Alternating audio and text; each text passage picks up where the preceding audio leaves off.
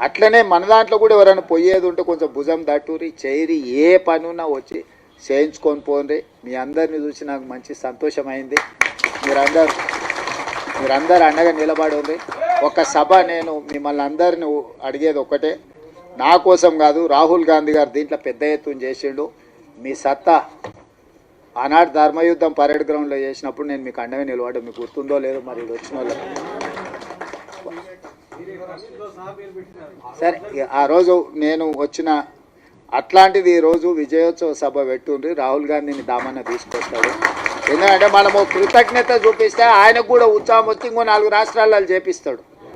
ఎందుకంటే ఇప్పుడు కర్ణాటకలో మిగతా రాష్ట్రాలలో కూడా ఇది కొంచెం వాయిదా పడతా వస్తుంది. మీరు అండగా నిలబడ్డట్టు 10 లక్షల మంది జమై ఆయన నిజేసి దామన్న మనోళ్ళందరి నేతృత్వంలో, మహేష్ గౌడ్ గారి నేతృత్వంలో ఒక అభినందన సభ పెట్టి రాహుల్ గాంధీ గారిని ఇచ్చేసారండి. ఏ మనిషి అయినా అభినందన కంటే ఏముంటుంది? గాంధీ కుటుంబానికి ఏంది? దేశం కోసం సర్వం ఇచ్చిన వాళ్ళు, దేశం కోసం సర్వం ఇచ్చారు, ప్రాణాలు ఇచ్చారు, అన్ని ఇచ్చారు. వాళ్ళకి ఏముంటుంది? మీరు మాకు సాయం చేసారు, మిమ్మల్ని గుర్తుపెట్టుకున్నామని మీరు అందరు గట్టిగా చప్పట్లు కొడితే ఆయన ఉత్సాహంతో ఇంకా 4 రాష్ట్రాలలో చేపిస్తాడు. మన ప్రభుత్వం ఉన్న ప్రతి రాష్ట్రంలో అమలు జరిగితే ఆటోమేటిక్గా మిగతాలో కాక సెగ తగులుతూనే ఉంటుంది. తగలదా?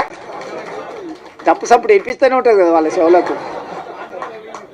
అందుకోసమని ఈడ కదలంగానే అవతల పక్కలా కొంచెం కదులుతూనే ఉంది కదా, ఆ పక్కన ఈ పక్కన ఆటోమేటిక్ అట్లా కదులుతుంది. అరే వీళ్ళంతా రాహుల్ గాంధీ అమ్మడు పోయేటట్టున్నారు అంటే భయానికైనా చేస్తారు.